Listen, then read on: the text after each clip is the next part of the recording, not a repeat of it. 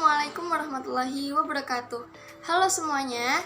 Jadi di video kali ini saya akan menyampaikan materi mengenai administrasi kesiswaan.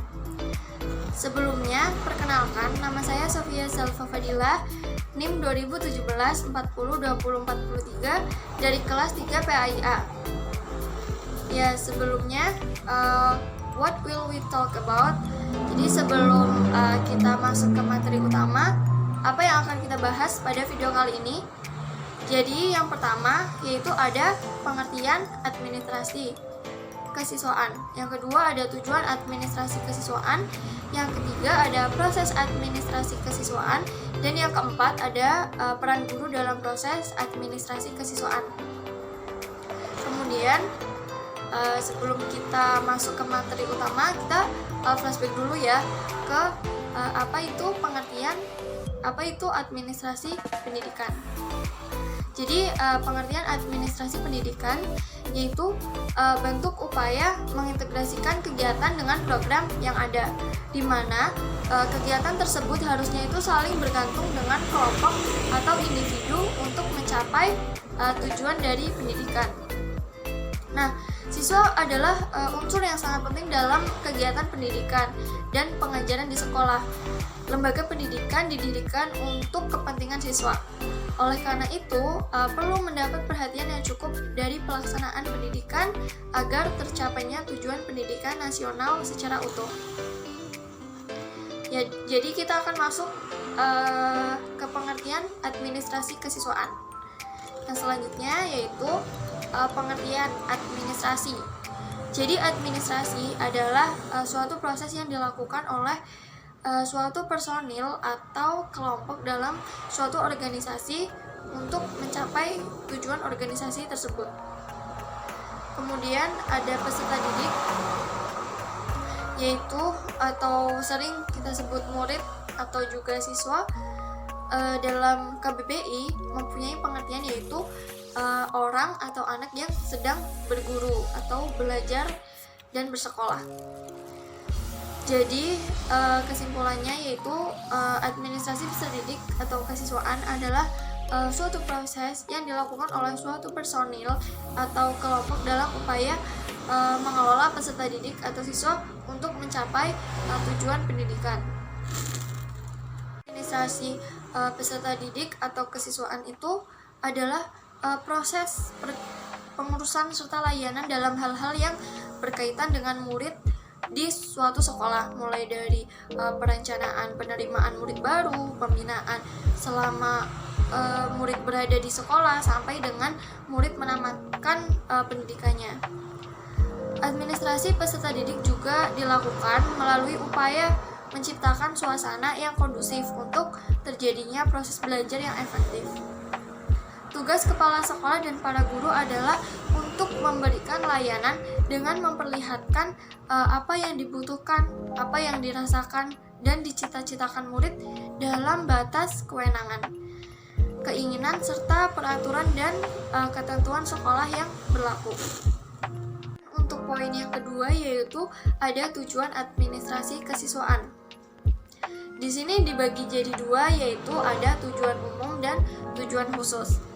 Jadi secara umum tujuan administrasi kesiswaan adalah untuk mengatur kegiatan-kegiatan siswa agar kegiatan-kegiatan tersebut mendukung proses belajar di sekolah dan proses belajar mengajar di sekolah dapat berjalan dengan lancar dan juga teratur. Sedangkan untuk tujuan khusus administrasi kesiswaan yaitu yang pertama ada untuk peningkatan pengetahuan, kemampuan, dan psikomotorik siswa. Yang kedua, untuk menyalurkan dan mengembangkan kemampuan umum atau kecerdasan yang dimiliki oleh siswa. Dan yang ketiga yaitu untuk menyalurkan aspirasi, harapan, serta memenuhi kebutuhan siswa. Nah, menurut MC Now, tujuan administrasi kesiswaan ada 7 poin, yaitu yang pertama membantu siswa belajar bagaimana menggunakan waktu luang dengan bijaksana. Yang kedua yaitu membantu siswa meningkatkan dan memanfaatkan serta membangun bakat dan keterampilan mereka punya. Yang ketiga yaitu membantu siswa mengembangkan minat, bakat, dan keterampilan kreasi baru. Yang keempat yaitu membantu siswa mengembangkan sikap yang lebih positif terhadap kegiatan yang kreatif. Yang kelima yaitu membantu siswa untuk meningkatkan pengetahuan dan juga keterampilan. Dan yang keenam yaitu membantu siswa untuk mengembangkan sikap yang lebih realistis dan positif terhadap dirinya sendiri dan juga orang lain. Dan untuk tujuan yang terakhir yaitu membantu siswa untuk mengembangkan sikap yang lebih positif terhadap sekolah sebagai hasil partisipasi dalam program kegiatan siswa. Kita masuk ke poin ketiga ya, yaitu proses administrasi kesiswaan. Nah, di sini proses administrasi kesiswaan itu dibagi menjadi 3, yaitu kegiatan awal tahun pelajaran, yang kedua yaitu kegiatan selama tahun pelajaran, dan yang ketiga yaitu kegiatan akhir tahun pelajaran. Kita akan masuk ke poin yang pertama, yaitu kegiatan awal tahun pelajaran. Nah, biasanya kegiatan apa sih yang dilaksanakan oleh sekolah pada awal tahun pelajaran? Ya, jadi sekolah itu biasanya melaksanakan kegiatan penerimaan murid baru, yaitu proses seleksi dan pencatatan murid yang telah memasuki sekolah tertentu setelah mereka memenuhi persyaratan-persyaratan yang telah ditentukan oleh sekolah tersebut. Nah, di sini ada beberapa kegiatan yang harus dilakukan dalam penerimaan murid baru, yaitu yang pertama ada penetapan daya tampung, yang kedua ada penetapan syarat-syarat murid baru, yang ketiga yaitu ada pembentukan panitia atau petugas penerimaan murid baru. Ya, untuk poin yang kedua yaitu kegiatan selama tahun pelajaran. Jadi kegiatan atau langkah lebih lanjut setelah murid diterima di sekolah yaitu adalah membina murid tersebut sehingga berkembang kemampuannya. Jadi kegiatan selama tahun pelajaran yaitu pembinaan murid. Ya. Jadi murid itu dibina agar berkembang kemampuannya secara maksimal sesuai dengan tujuan sekolah. Nah, pembinaan murid itu dilakukan agar murid mengenal lingkungan tempat belajar mereka dan dapat menyesuaikan diri dengan tuntutan sekolah. Nah, dengan pemahaman terhadap lingkungan tersebut diharapkan dapat tercipta suatu keadaan di mana murid itu lebih tertib dan lebih mementingkan tugas-tugas belajarnya dibandingkan dengan kegiatan pribadi lainnya di sekolah. Nah, jadi ada beberapa hal yang dapat dilakukan dalam rangka pembinaan murid di sekolah. Yang pertama yaitu orientasi murid baru. Nah, kegiatan-kegiatan apa sih yang diberikan dalam masa orientasi ini? Jadi kegiatan yang diberikan dalam masa orientasi ini itu ada yang pertama ada perkenalan, yang kedua ada penjelasan tata tertib sekolah, yang ketiga yaitu ada penjelasan tentang fasilitas apa saja sih yang ada di sekolah.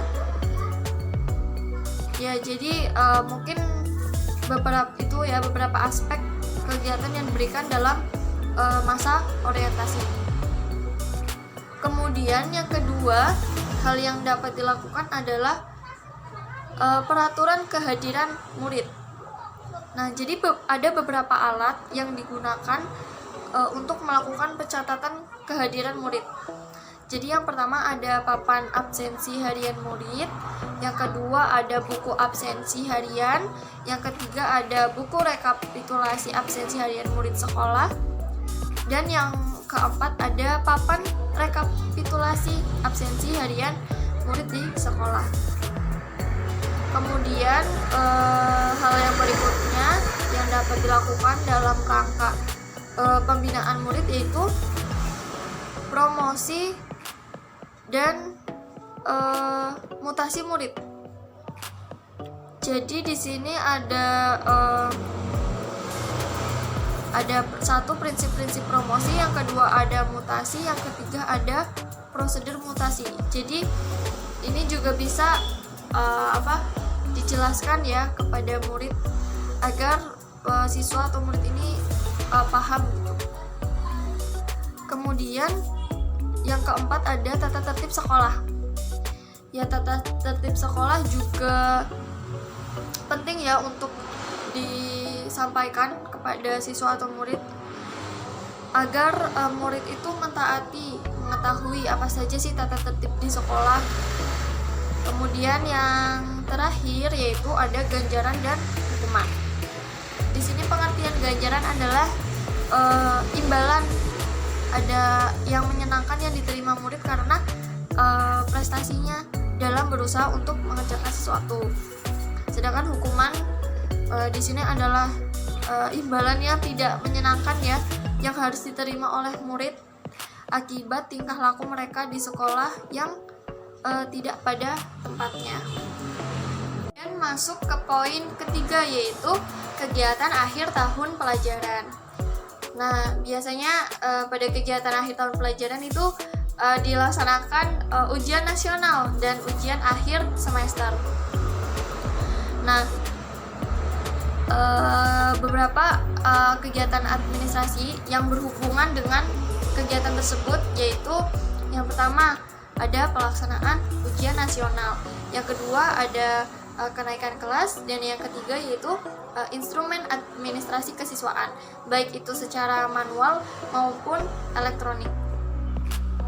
Nah, catatan tentang data siswa di sekolah dibedakan menjadi dua jenis, yaitu catatan data siswa untuk sekolah dan catatan data siswa untuk masing-masing kelas, yaitu buku kelas yang merupakan cuplikan dari buku induk, buku presensi kelas, buku catatan bimbingan dan konseling, dan juga buku catatan prestasi murid yang meliputi buku daftar nilai dan buku ledger, buku rapot, dan juga buku mutasi.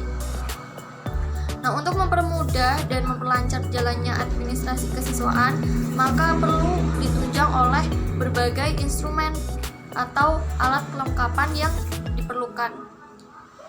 Instrumen yang dimaksud antara lain itu berupa buku-buku, format-format yang digunakan untuk merekam semua data dan informasi yang berkenaan dengan siswa. Adapun instrumen-instrumen yang dimaksud yaitu yang pertama ada buku induk.